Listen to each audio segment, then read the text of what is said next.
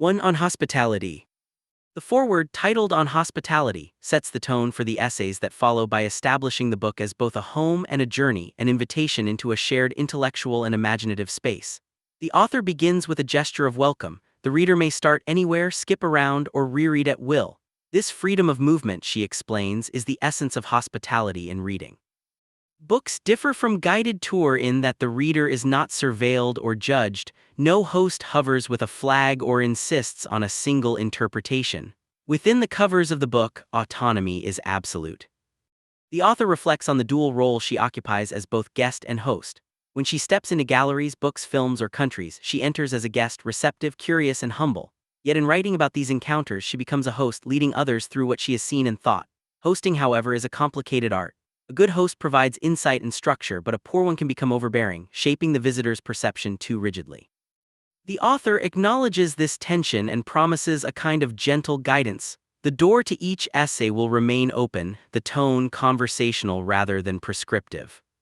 This sense of invitation extends to style. The author addresses a common anxiety about essays, that they can be academic, insular, or filled with obscure references. She admits to using footnotes and notes but urges readers to ignore them if they wish. Her language, she insists, is meant to be clear and inclusive. Essays, she says, may be strangely shaped houses with complicated floor plans, but their doors are open.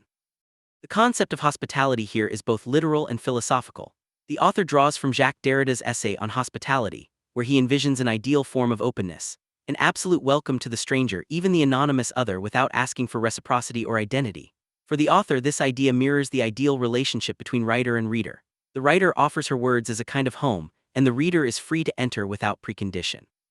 The act of reading becomes an ethical encounter. The host-writer offers space, the guest-reader enters with curiosity, not entitlement. Through this framework, the foreword subtly establishes the book's broader project, exploring how we encounter art, people, and ideas, how we see, interpret, and play host to meaning. Hospitality, in this sense, is not just kindness but a model for intellectual openness. 2. European family. The next essay, European Family, puts this philosophy of encounter into practice. The author recalls being asked during a stage interview in 2013 why she had turned her attention from literature to visual art. A critic supplied his own answer, invoking the visual turn and the black body as a site of inquiry. The jargon left her weary. Later, while rocking her baby to sleep, she mused that perhaps literary theory should have a more practical branch, one that considered the realities of women's lives. Motherhood had taught her that looking at art requires neither two hands nor silence. Unlike reading, which demands stillness, art can be absorbed in moments between naps, playground visits, or errands.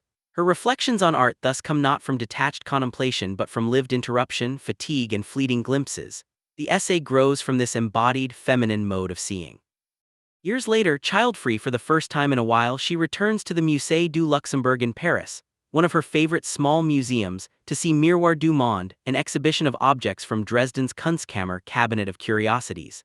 This collection, assembled by Saxon princes over 2 centuries, sought to display the world's artistic marvels in one place. The show's curatorial framing emphasizes global relationships, cultural exchange, and critique of the Eurocentric worldview. The author acknowledges the validity of this critique but also senses its limitations. The exhibition's moral framing, its tidy denunciation of colonial exoticism, feels repetitive and self-congratulatory.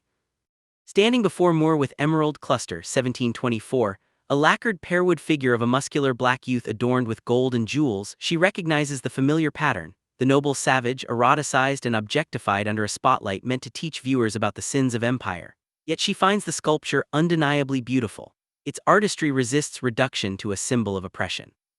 Next, she examines 2 porcelain busts of Chinese figures made in 1732 at Meissen, grotesque caricatures that combine European ignorance with fantasy. Their hats resemble Dutch milkmaid caps, their faces are distorted.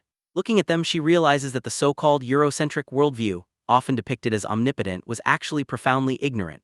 Europe's self-proclaimed universality masked a deep blindness. She proposes alternate terms, perhaps Euro-blindness, to capture this arrogance mixed with ignorance. The essay expands from critique to curiosity. Many items in the Kunstkammer were not European at all: a Senegalese ivory horn, a Japanese teapot, an Iranian scimitar. These objects were not exotic in themselves, they were central expressions of their own cultures later displaced into European contexts of collection and display. Their presence exposes the false symmetry of cultural exchange, which often masks plunder.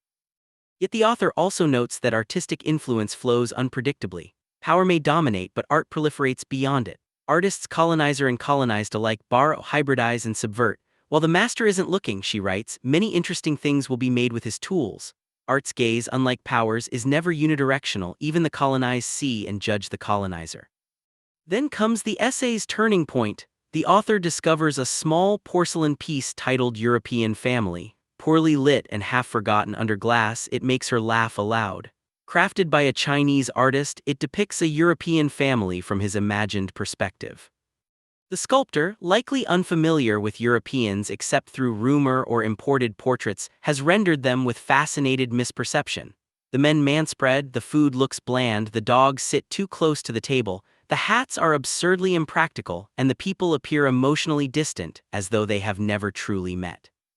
Through humor, the author recognizes the reversal. Here, the other becomes the observer, Europe the exotic subject. The Chinese artist's vision is both satirical and anthropological, exposing European eccentricities, obsession with buttons and drink, formality masking estrangement, self-importance softened by ridiculous ornament. The European family becomes a mirror of misrecognition, a quiet act of decolonial seeing. The essay ends with a gentle irony. Having begun by lamenting Europe's gaze upon others, the author concludes by relishing being seen in return. The hospitality of vision has reversed. She becomes the guest inside someone else's interpretive house. European Family encapsulates what Derrida might call reciprocal hospitality, a moment where the host and guest exchange roles and both are transformed. 3. The Muse at Her Easel, Celia Paul's self-portrait. The third essay, The Muse at Her Easel, shifts from the global politics of looking to the intimate dynamics of artistic gaze. It explores Celia Paul's 2019 memoir Self-Portrait, which recounts her development as a painter and her complex relationship with Lucian Freud. The author begins by redefining museography. Traditionally, the term refers to museum cataloging, but she extends it to describe the cultural mythology surrounding the artist's muse, the beautiful passive woman who inspires but does not create. For much of the 20th century, this figure dominated art history and literature. The male artist's genius required feminine sacrifice. Women were subjects, lovers, wives, never equals. Against this backdrop, the essay contrasts the few exceptions: Woolf, Stein, Hurston, Patti Smith, women who refused to be muses and instead generated art from their own vantage point. Still, even feminist, revisionary biographies that sought to recover forgotten women often kept them defined in relation to the men they orbited. Whether adored or pitied, they remained satellites.